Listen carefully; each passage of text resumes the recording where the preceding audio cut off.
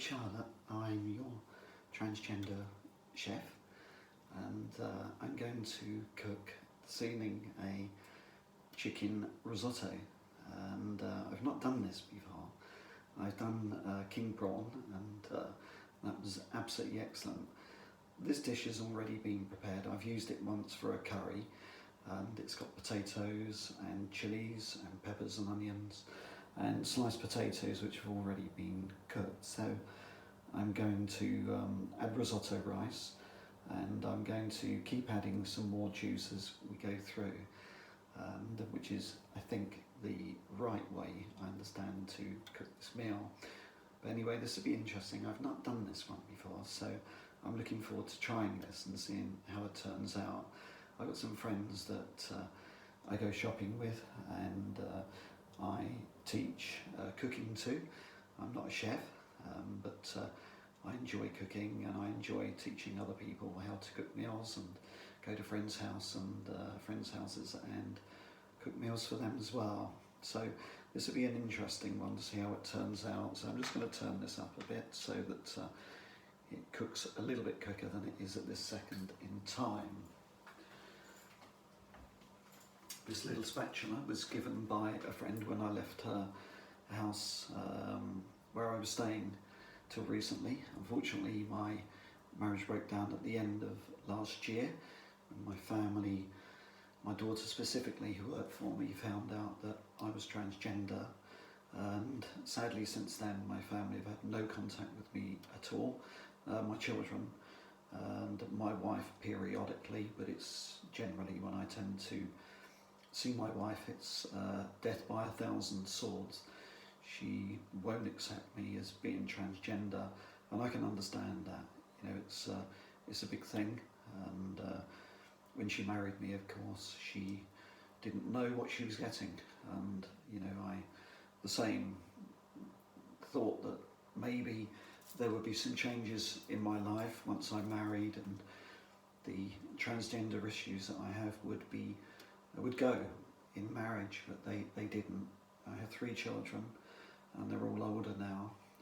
Say they have had no contact by my daughter, where we met once, but she wrote to me sadly about a month ago and said I was no longer a father, and there was some very hurtful things that she wrote. So that's life being transgender. It's not an easy pathway. In fact, it's very difficult, and many people have cut me off, friends and family, my own family, my sister and my brother and brother-in-law have been very, very supportive, and I'm thankful for that. So not everyone has cut me off, but certainly there are those that have cut me out of their lives.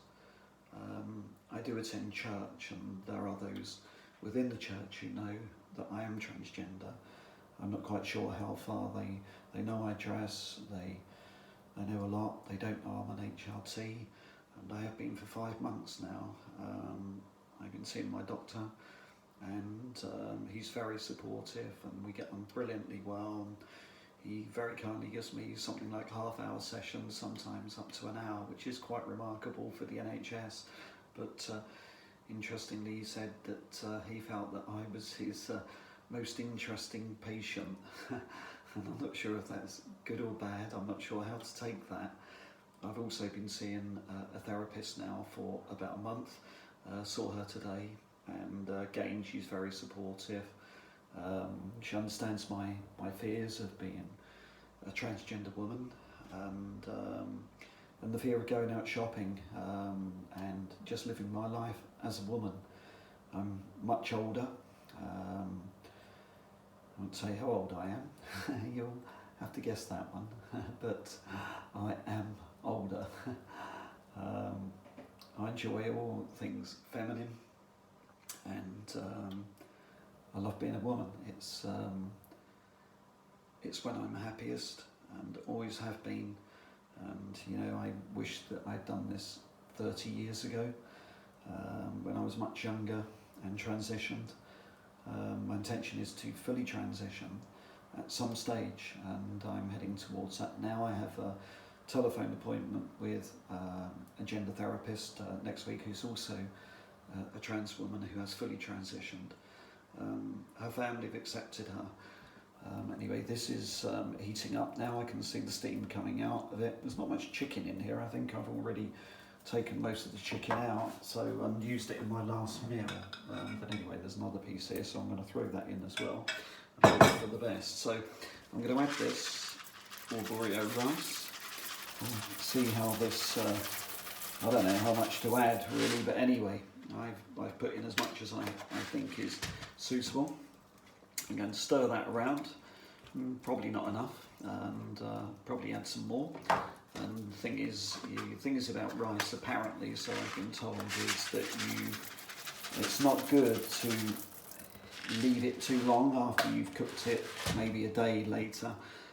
I've done that before. I've eaten rice meals a day after, and also spaghetti and things like that, and I've been fine. I survived. I'm still here, and I'm still cooking today, as you can see. But anyway, it's on the stove, it's cooking, and we'll see how this plays out, really.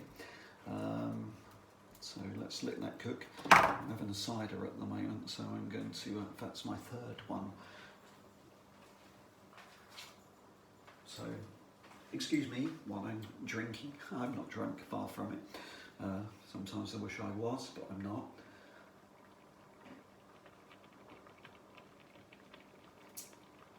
Nothing like a glass of Thatcher's. I tend to buy a cheaper one in Lidl, and you can get 4 cans, I think it is, for about £1.85, and which is pretty good value, and it's actually pretty decent. I've got to be honest, I quite enjoy it. I've not tried Thatcher's before till this week, and I've got to be honest, it is a lot different, and I do enjoy it. It's got a really nice sweet, fruity taste to it. So I'm a little bit converted, really, and a bit more expensive, £4.50 today in the co-op, but I think I paid £4 in Asda on Saturday. So you can save money depending on where you go. A bit of commercial advertising going on here. And sorry, co-op, you weren't the cheapest. Asda is, and which is good, and good old Lidl. I do most of my shopping there. You can get such good value for money. I can see why they're doing so well, as opposed to the major chains such as Tesco's and Sainsbury's and others. But anyway, every man or woman to themselves, and you have to do what you're comfortable with. I do think that we tend to shop quite often based upon preference by name. Places like Waitrose and Sainsbury's obviously have a really good name, good reputation, and I don't knock that at all, because I think that's really good, and they provide a really good service. But if you're looking at let me put this light on. If you're looking at making money savings, then the likes of Aldi, whatever you want to call it, and Lidl's, they offer really good value for money, and you can get a lot more. Shopping experience is slightly different. I can remember the first time I went and shopped in Lidl, and I felt like a square peg in a round hole. I wasn't dressed as Charlotte. I was dressed as my other self, my male self, which is fine. I can cope with that. I struggle shopping as a woman. I wish I was more convincing. I'm not. And I do get looks. People do the double take. Oh, is that a man or is it a woman? I think it's a man. And yeah, they're right. It is a man. But that's life. This is part of being transgender. It's one of the biggest problems, I think, for trans women. I'm not sure about trans men because I can't speak for them, but certainly as a trans woman, it's it's a hard journey, and it's the fear of, it's the fear of being outed, as they say. My first experience of going out was at Asda in Frome, and I sat in the car park for absolutely ages in my car, and one of my colleagues at work, who's massively supportive, I phoned her and told her where I was and what I was doing, and what I wanted to do, but actually I was petrified, and she really encouraged me to just do it, get out the car, at least do that. Well, the car park was fairly busy, as you can imagine, but I plucked up the carriage and went to the boot and opened up the boot, and pretending I was fiddling around in there, and eventually plucked up enough courage to actually make that journey from the car park into the store. Well, I passed, I don't dress, maybe as I am at the moment, can't remember what I wore, but long skirt, long olive green skirt, and a white blouse. My hair was down rather than up, but that was fine. And yeah, I got a few looks, double takes, and I picked up my basket in the store when I arrived. This is cooking away and boiling, by the way, so anyway, I'm just giving it a stir while you're having to listen to my diatribe about my first going out experience. So anyway, I got my basket and off I went to the ladies section, which seemed like the safest place to go. And I'm not really tall, I'm 5'10" in, well, 5'9" really. As a man, I used to think I wanted to be taller, so I'd say I was 5'10", but actually I'm really 5'9", I think.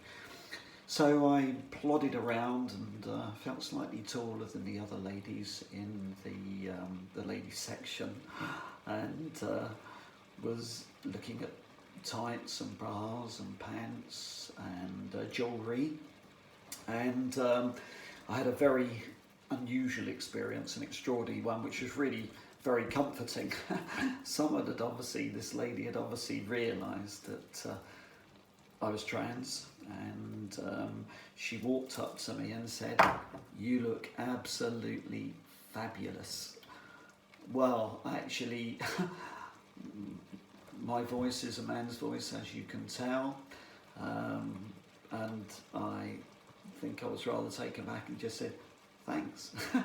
Well, it was an extraordinary experience, and it was quite reassuring in a way that I had a compliment from a lady to say that I was fabulous. Well, I think every woman would like to be told they're fabulous, and every trans woman definitely would want to be told that they look fabulous. So I carried on my shopping, my trip, and I know this guy came in who was quite good looking actually. He was a bit of a hunk, and he walked past me and then stopped and turned around and gave me a double look. And I think about one of the things about being trans is you want to be visible, but equally you want to be invisible as well. And you keep your head down, well I do anyway, keep my head down and try to look as nondescript as possible. Anyway, so I wanted some makeup and some other bits and pieces, so I made my way round to the makeup counter, and where the toiletries and things are, and I can't remember what I bought now, but probably some lipstick and mascara, probably some false nails. I haven't put any on today, but some false nails and probably a few other things, antiperspirant and body spray.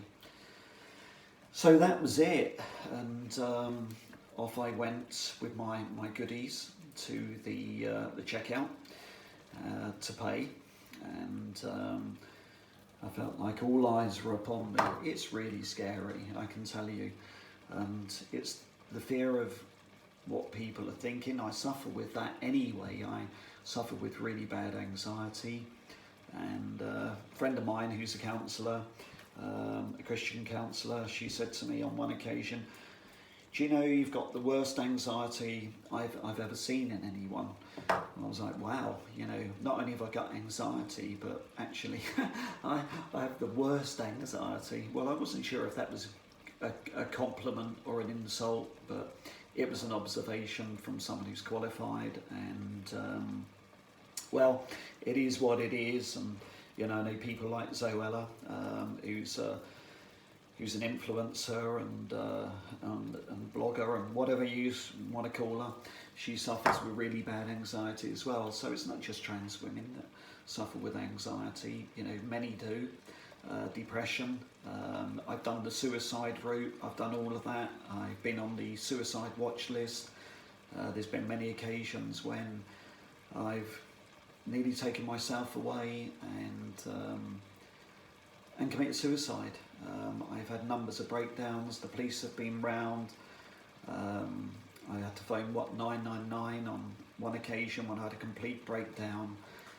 And they were great. His friends turned up from church who were really supportive. So, you know, this is a really, really, really hard journey. It's not something that anyone would do easily or willingly. You know, being transgender is incredibly difficult. You know, I've been transgender since I was, well, about 5, and in those years there was no such thing as transgender. No one actually, the word I don't think even existed then. The world was a very, very different place, and you know, acceptance and tolerance of things like, you know, men being women or believing they're women and feeling to be women, however you want to word it, was really, really, really rare. You know, no one had really come out. You know, things have changed massively in the last sort of 10, 15 years, I suppose, and Caitlyn Jenner coming out was probably quite manifold, really, in a way, because it sort of hit the media limelight, and well, I think people suddenly realised that, you know, there are even well-known people who are clearly transgender who suffer. But anyway, it's not an easy journey. I knew from really when I was about 5 years old. This is bubbling away, by the way. You can't see this. You can only see me, sadly, babbling away, not bubbling, whatever. Anyway, so it's cooking, and you know, hopefully at some stage it will be edible. I'm just going to put some more juice in. There we go. That's about the last of the juice. I don't know what I'm going to do with the rest. I'll probably make a curry with it or something or other. But anyway, this is cooking away. So I knew when I was probably about 5 years old there was something really different about me. And you know, you really, when you're that sort of age, you don't really understand anything. Everything's very confusing. And you know, I would probably, like many transgender people in their early lives, trans women particularly, would I've got a sister who's slightly older than me. I would steal her clothes and wear them. My mother's as well, and I think that's part of the journey for every trans woman in their young lives. And I suppose there's an element of experimentation as well. And I know that, you know, in the media there's a huge amount talking about, you know, should young people be given puberty blockers before they hit puberty. And it really is contentious. It's a massive issue, and you know, it's very subjective, I think. You know, those who don't live in this body of being transgender really can't really understand what it's all about. They don't understand the feelings, the trauma, the terror actually of it, because it is terrifying, and it terrifies me. You know, it frightens me massively. You know, I've lost my wife of 27 years of marriage, and my children now as well, and others as well who have cut me off completely. It's not an easy journey. So you know, that journey from childhood to where I am now has been really, really, really tough. And there was many times, you know, when I was in my late 20s, around 30, where I wanted to see the doctor. I was dressing, going out, not in public. Very different days. I was petrified of doing it then as I am now. Nothing's changed really. But I wanted to see the doctor, and you know, to say, you know, I am a woman. You know, I'm not a man. I'm a woman. I'm a woman in a man's body. I want to be rid of it. All the bits that come with it, the male genitals, all of that gone. You know, I dream of having a vagina, and one day that will happen. You know, that's going to happen. You know, in the future, whether it's 6 months or a year's time. Next month I hit 6 months on HRT, so you know, that's a big milestone, and you know, there have been many changes. Maybe probably more noticeable for me than others. My skin's massively softened. My body weight's changed. I've lost a lot of weight. I'm quite small. I am a size 10, which my colleague at work who works for me, she's quite jealous of that, and she dreams of being a size 10. 12's comfortable, 10 is great. You know, I'm glad I'm a size 10. So that's a good thing. I'm just going to turn this down a bit and give it another stir. And just to add to it, I'm going to have some more Thatchers. So cheers. Hope you enjoy this as much as I'm going to.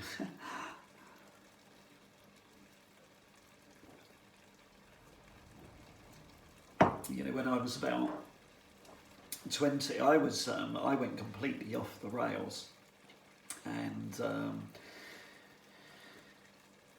yeah, whether it was a rebellion, whether it was what it was, I have absolutely no idea. But I was always fighting at school.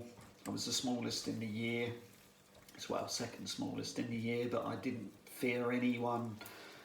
I'd fight anyone who's bigger and everything else, and I was doing that quite frequently. Why? No idea, but I just did. And then when I got to my mid-20s, probably 20, 22, friends were doing drugs, smoking weed, stuff like that. I didn't at all. I didn't smoke, I didn't take drugs at all. And then I got introduced to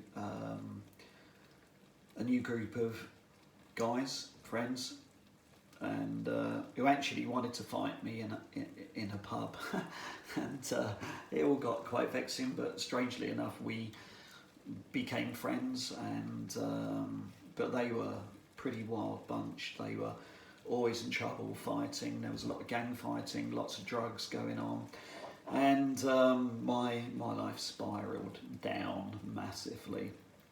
And you know, was it rebellion? Was it fighting against, you know, what was going on? Because I was dressing, and you know, I still had the same feelings then, no matter what I was doing.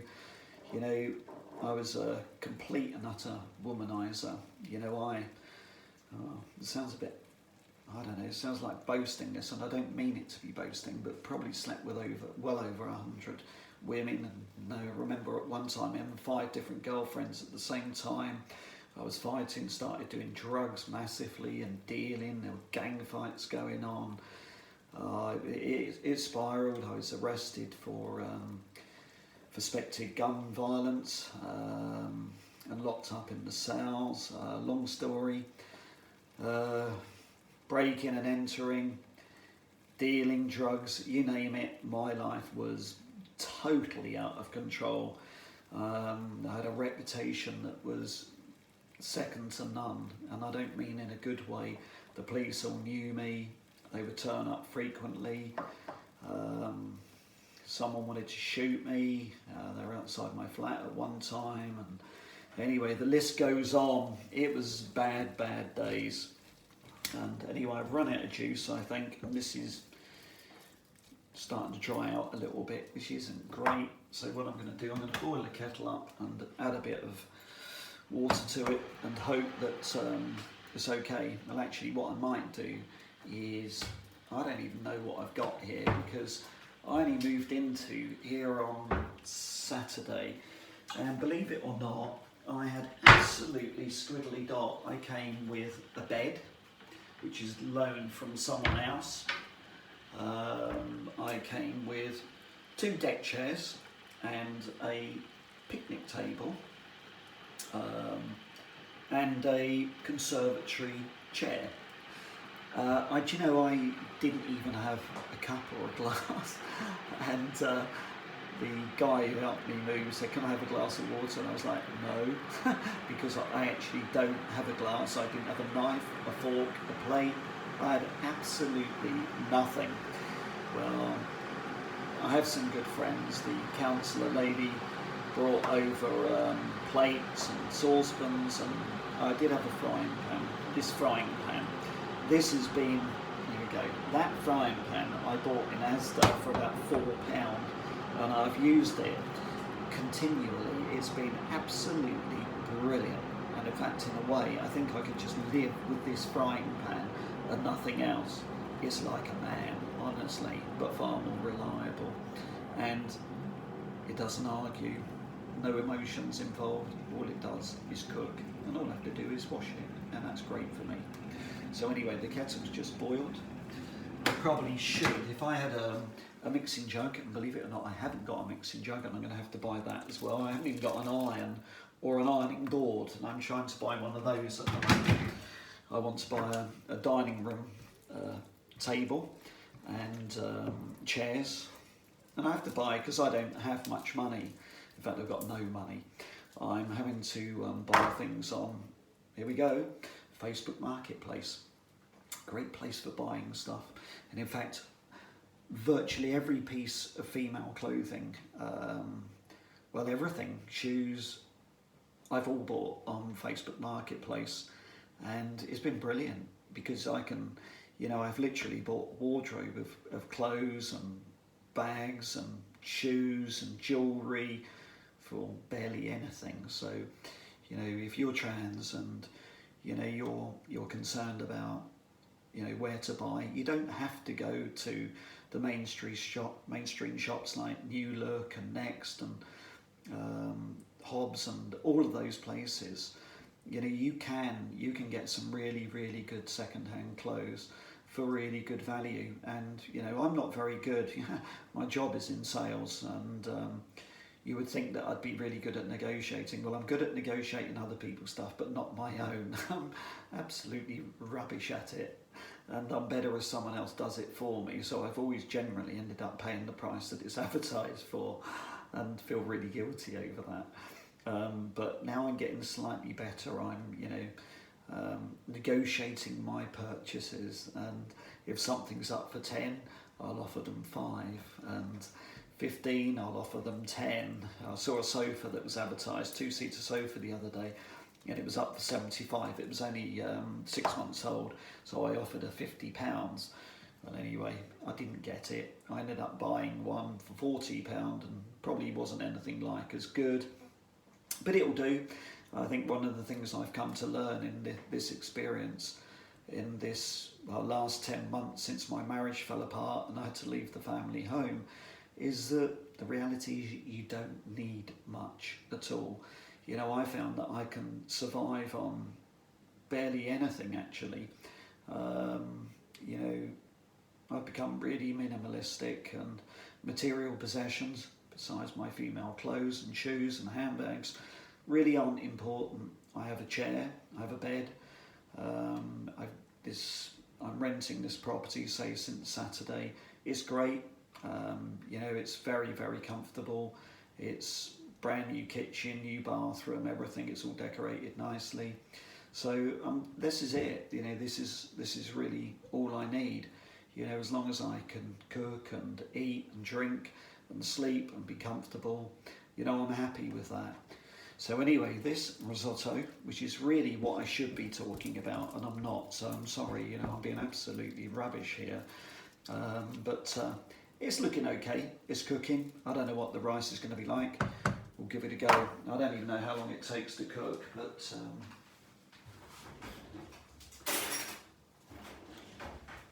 1 fork. Let's give it a go. Let's see what the rice is like. It's probably nothing like done. Actually, it's not far off from being done. So we'll let it cook for a bit longer. I'm just going to add a little bit more water. It does say with risotto that you're meant to keep adding the fluid bit by bit, so that the rice soaks it up, but making sure that it doesn't dry out. I like to really experiment with cooking. I have a really weird, quirky thing, which is colour. Now, I think that also relates to things like makeup as well. You know, I'm a makeup geek. I absolutely love makeup, and I love experimenting with eyeshadows and lipsticks and blushes and just really colours. Things like this, putting on, you know, a bit of orange with black. I love experimenting with nail colours. So all of those things, you know, it's a bit of a colour fad, and I've had it for as long as I can remember. And this is really weird, and people find I'm a bit odd. Well, I am odd. Is that you know, I can't eat eggs and sweet corn and mashed potato on a white plate. There's got to be red, and there's got to be some green added to it. So all my meals tend to be really, really quite colourful. This one's not, actually, I've got to be honest. You know, normally I'll have green peppers, red chilies, green chilies, onions, chicken. So I like colourful meals, and then it's important bizarrely the colour of plate it goes on. So you can't eat peas off a green plate. That's weird, isn't it? Or broccoli. But anyway, you know, that'd be great. You know, peas on a white plate is absolutely fine. That's great. I like peas, Brussels sprouts on a white plate. This one, well, it's a bit insipid actually. You know, we've got potatoes, we've got chicken, we've got vegetable stock, got a little bit of red, which is the chilies, a little bit of pepper, onions, but it's pretty boring colour-wise. But hopefully the taste of this meal will make up for it. Anyway, Thatcher's, thank you. It's great. I really enjoy it. And if you want to send me some free ones, you're more than welcome to do it. And I'll happily drink it. Two of my colleagues that I work with, the one who's, well, in fact, they're both really supportive. One's a guy and one's a lady. And they know pretty well everything. They know as much about me as anyone else does, really. But from the transgender point of view, they know everything. They are keen to take me out. Well, I'm not into clubbing. I don't mind going to a pub. I'm more into meals and concerts, classical. I'm not into sort of heavy rock and everything, which they are a bit. But anyway, they want to take me out to Bristol or Bath, which is quite petrifying, really, to go clubbing with them.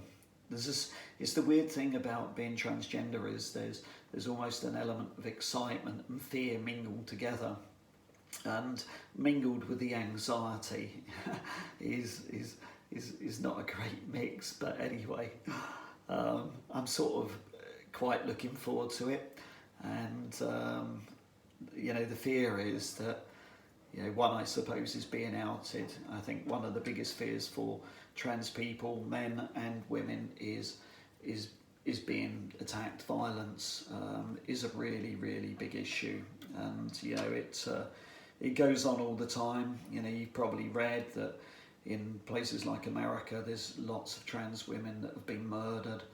You know, one of the things that trans women end up doing, because they, you know, to try and pay for surgery and other things, you know, is end up becoming escorts and prostitutes and selling their bodies.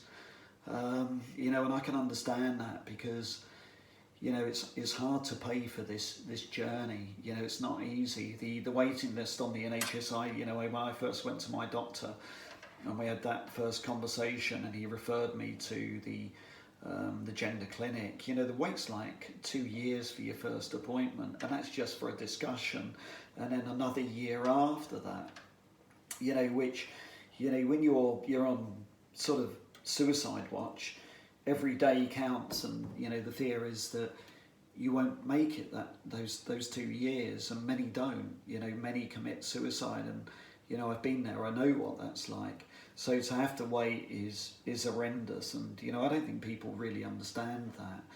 But anyway, I went private to there's a clinic in the UK called Gender GP, and I've got to be honest, they've been absolutely amazing.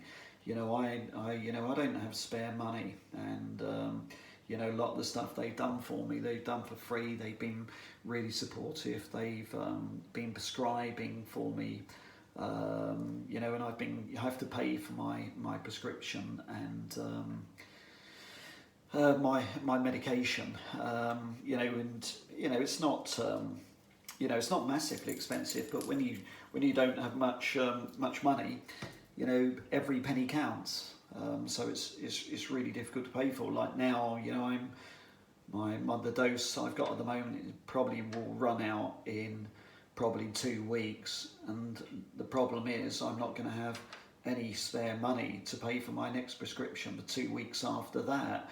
So it means there's going to be this period of not being on medication. And one of the things about HRT for me as a trans woman is that it alleviates the dysphoria.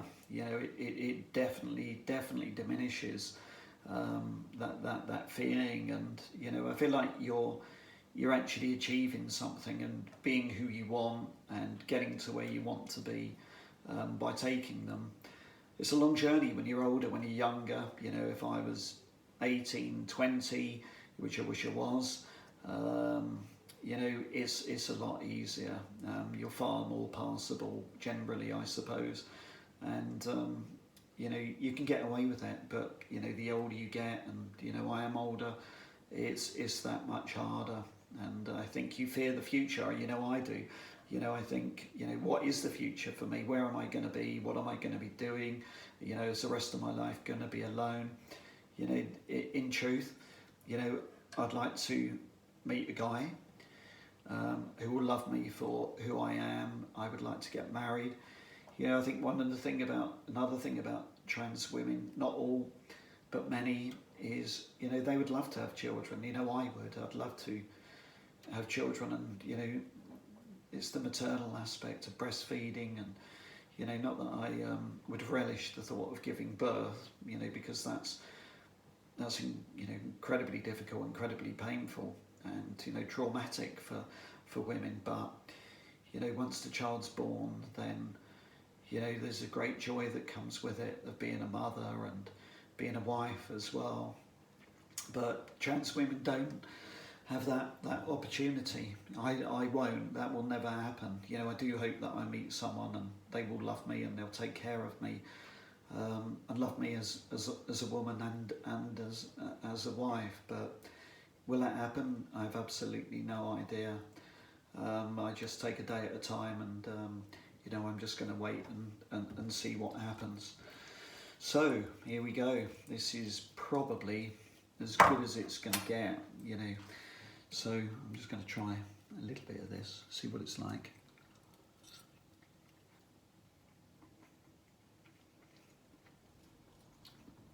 It's not bad. Well, I'm going to get a plate out. I'll show you once it's on the plate, and then you can see what it looks like. And I've got to be honest, it looks quite boring, but actually it tastes really, really nice. So I'm going to put the plate on there. I'm going to serve this out. I'm not particularly hungry actually.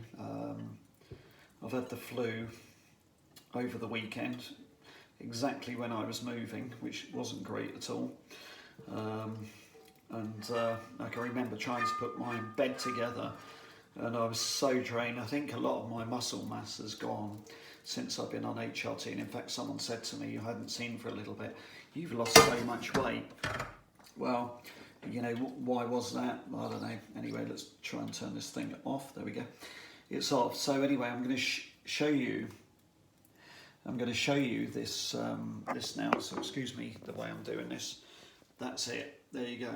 It looks really boring, doesn't it? But anyway, hopefully it'll be really tasty. So you can see the potatoes. There's mushrooms in it as well, which I forgot to mention. The arborio rice, the chilies, onions and peppers and whatever else. But it's a good meal. It's cheap. You know, I've probably got I don't know, 3-4 meals out of this so far. So it's been, you know, it's been really good. So, you know, and it's probably cost me, I don't know, how much has it cost me? I reckon probably about £5. Most of the stuff I bought from Lidl's. The chicken's probably the most expensive thing, but you know, it's good. So anyway, I'm going to enjoy this, and thanks for listening, and until next time. Okay, love you all. Bye.